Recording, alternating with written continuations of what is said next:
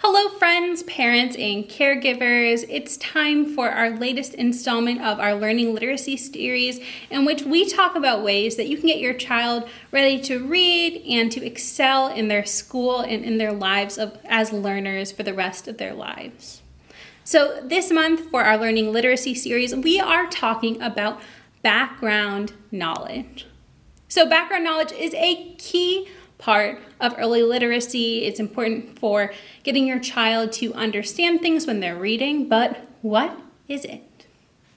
So background knowledge is the stuff your child already knows. So why should you work on your child's background knowledge and how? That's what we're going to talk about in this video. Background knowledge is essential for reading comprehension. The more you know about a topic, the easier it is to read a text, understand it, and retain the information for your child. When your child isn't familiar with a word in a text, they might be able to use their background knowledge to sort of piece together the puzzle and figure out what it means from the context. Also, knowing about what you're talking about will help them differentiate different meanings of words. So you might have a word that has multiple different meanings, but if you understand with your background knowledge the context you're going in, you'll be able to figure out what the word means in that context, which word meaning the author intended. So understanding a text depends on the reader having enough knowledge about what they're reading about, either given or from background knowledge, to understand and have a coherent sense of what's being read. But to do this well, readers have to have a foundation of knowledge about the topic, like I said before. So as always, in the packet that you can pick up with all the information in this video at the Northeast Branch of Reading Public Library, we'll include the Every Child Ready to Read Early Literacy Planning Tool. It'll break down goals and ideas for interacting with your child, dealing with background knowledge for every age level. So it's a great tool to use, and it is highly referenced in our series. So in this early literacy planning tool, basically Every Child Ready to Read breaks down background knowledge into 3 different subcategories. So we have book and story knowledge, we have conceptual thinking, and we have content knowledge. So that last one, content knowledge, is probably what you might think of the most when we've already been talking about background knowledge. So basically, content knowledge is your knowledge of the world. The goals they have here are that children demonstrate interest in factual information, children share factual information with other people, children draw meaning from the factual information that they're reading, and children are able to relate the factual information they're reading to their own experiences. So maybe you're reading facts about frogs and they're saying, oh, I've seen a frog before, I saw tadpoles near it, oh, so that's what turns into a frog. A tadpole turns into a frog. Now, content knowledge, you are going to want to basically have your child have as many experiences as possible, read as many different topics as possible. And that's something we've talked about a little bit with vocabulary, but it's very crucial for background knowledge as well. Now, book and story knowledge, we talked about actually a little bit in our print awareness. So all of the early literacy precepts, but especially background knowledge, intersects with a lot of other different parts of early literacy. So book and story knowledge is basically your child's knowledge of how print works, books work. And I mean, that's really important if you're trying to set them down to read. They need to understand the rules of reading. How does a book work? So basically, the goals that Every Child Ready to Read sets out for this are that children demonstrate an appreciation and enjoyment of books and reading, so that your child loves to read, and that is something that we always have a goal as a library, is making children love to read. Children demonstrate knowledge of how stories work. So print awareness, just understanding how we read from left to right, how we open the pages in a book, how to hold a book, the fact that our words mean something. When they're written down on the page, it represents those sounds.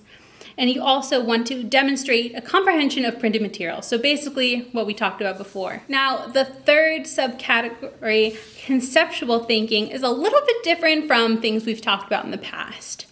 So your child's conceptual thinking is their ability to connect separate or abstract ideas to deepen their understanding, create new ideas, and reflect on the past. So the conceptual thinking skill is their ability to use their vocabulary, their background knowledge, and tie that into their everyday experiences to help them reflect, to help them on those reading puzzles we talked about before, to relate with their world. So conceptual thinking is like how we're tying it all together.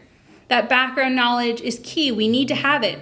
But without conceptual thinking, we can't utilize that background knowledge. So our goals for our child's conceptual knowledge, conceptual thinking, is that children compare, contrast, examine, evaluate, and connect objects, experiences, tasks, and events. Children use symbols to represent objects, or objects to represent another object. Children explore and find solutions to questions, tasks, problems, and challenges. Children use writing implements to communicate through written representations and symbols, in that children recognize and use patterns, sequencing, and cause and effect. So understanding that whole that one thing causes another, or one thing turns to another thing. So now that we understand what background knowledge and conceptual thinking, the other subcategories of background knowledge are, let's talk about how we can build them with our child. So we know that it's really important in order to help our child to succeed, but how do we do it? Well, there are a few different reading strategies and activities or games that I'd like to share. One of the easiest ways that I've already mentioned before to build their background knowledge, especially their content knowledge, is to read widely. One easy way to do that is to go by topic. Pick all different topics throughout your reading. So this way you can make sure you're exploring as many things as possible. Another way is to utilize nonfiction books when reading with your child. So you might be afraid thinking, oh, maybe it'll be boring, or, oh, this nonfiction book looks way too challenging for my child, but that's really the only thing I can find on this topic. Well, never fear. You can get a nonfiction book and you don't even need your child to be able to read or understand all the text. You can look at pictures together and discuss. You can read some of it and skip other parts. Basically, we want our child to be able to remember, enjoy factual information, and be able to relate it to their lives and to learn about as many things as possible. Another way that you can build their background knowledge, specifically their conceptual knowledge or conceptual thinking, is to discuss and ask questions of your child when you're reading. So you want to get them thinking, basically. You want them to be able to evaluate the text, connect things together. That's really important if they're going to use all that stuff you're learning about from reading widely and reading nonfiction together. So while you're reading together, ask your child some open-ended questions. You don't want yes or no answers. That's not going to do them that much good. So ask your child guesses about what will happen next in a story. If we want them to understand cause and effect, ask them, okay, what do you think will happen next? Why do you think that? If they're having a hard time, maybe guide them. Say, okay, so this happened. Because this happened, what do you think will happen next? You could also ask your child if they have an idea of how to solve a problem that's in the story. So say the main character, I think the book's called Katie Tames the Wind. But in that story, there is way too much wind on the mountain. It is disturbing all of the residents. You might ask your child, okay, if you were Katie, how would you make it easier to live where it was windy? What would you do if it was really windy? See what your child comes up with. Give them an opportunity to think things through. Another thing I want to encourage before we leave talking specifically about reading is embrace multimedia. So while it is great to experience things firsthand, take your child to a museum, go into nature to look at bugs, things like that. And we often think, okay, second, books. Books, obviously we want our child to learn how to read. The stories are fun and engaging, but there is a benefit for informational television programs, YouTube videos, different child-friendly websites. Anything that gets your child engaged and learning about new things, intriguing them, and making them have fun while learning is a good thing. So let's talk about some ways that we can have fun and use different activities and games or just different forms of questions to engage our child with working on their background knowledge. All right, so the first activity I recommend for building background knowledge for your child is one we actually already discussed in our vocabulary video, and that is the categories game. So for categories, we are going to basically pick any sort of category. So you could say fruit, vegetables, places, jobs, and you want to take turns together listing as many things you can think of, as many words that you think can fit in that category as possible. Once you can't think of any more, you have to repeat one. It's time to go to another category. So in the vocabulary section, I talked about how this is a great way to get your child to really build their vocabulary, to think and retain as many words as possible. But there's actually another added benefit that relates to background knowledge, and that is because it really helps your child's conceptual thinking. So, like I said, part of conceptual thinking is their ability to relate objects to each other. And so category game, it gives them an abstract idea, that category, and they've got to think, oh, how do these things relate to each other in that category, so that we should put them all together in a group. So that really helps your child's conceptual thinking, and you can have fun. A related game is contrast and comparisons. So you can give your child a question.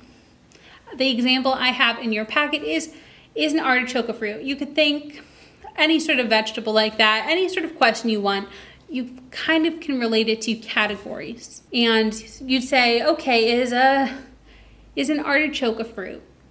Why or why not? Then you could say, okay, well, based on what you said, is a tomato a fruit? Is broccoli a fruit? Why or why not? And you can build from there. Talk about things, compare and contrast them. Again, we are building our conceptual thinking for our child and hopefully having fun at the same time. One thing that actually also really helps your child's background knowledge is dramatic play. So for this, you can buy a fancy set. You can make something off of Pinterest. I highly recommend Pinterest, parents and caregivers. Look up DIY dramatic play set. You'll find all sorts of fun ideas of things you can build, but you could also do this just with your imagination. But basically, dramatic play, if you're not already aware, is when you pick sort of a scenario with your child and you act it out. So coming back to the library soon, we've had in the past, maybe you've seen them, are our dramatic play centers. So Northeast has a nursery and a grocery store. Now, if you go over there with your child, they have all sorts of things that you would find in a nursery or grocery store. And what you want to do is act out interactions like you're in a grocery store. And that will really help your child retain background knowledge. So what you want to do going into dramatic play is really introduce the setting you're going to be in or the scenario. One thing that can be really fun with dramatic play is to pick a book or group of books that deal with a certain place or scenario and then do dramatic play from there. So say you're reading a book about a veterinarian. I know some of the libraries have veterinary dramatic play centers. If you have maybe just some Band-Aids and some stuffed animals at home, maybe you could make a play stethoscope out of some pipe cleaners. What you can do is read those books about veterinarians, talk about the things you learned about veterinarians, what do they do, where do they work, and then you can act out the stories with your dramatic play center, and then also act out some interactions of your own. So just playing make-believe. And so what it does is dramatic play really reinforces that background knowledge that they've learned because they can bring it to their interactions and know what to do. And then also from reinforcing that while having interactions with others, they can also gain more background knowledge that maybe their peers or you, whoever's playing with them, also has that they're bringing to the interaction. So those are just a couple different little activities that I recommend in reading strategies for building your child's background knowledge. Like I said, the Every Child Ready to Read literacy planning tool has all sorts of great ideas as well. If you have any ideas you'd like to share, drop them in the comments below. Otherwise, I'll see you next month for another installment in our Learning Literacy series. Have a wonderful start to your summer.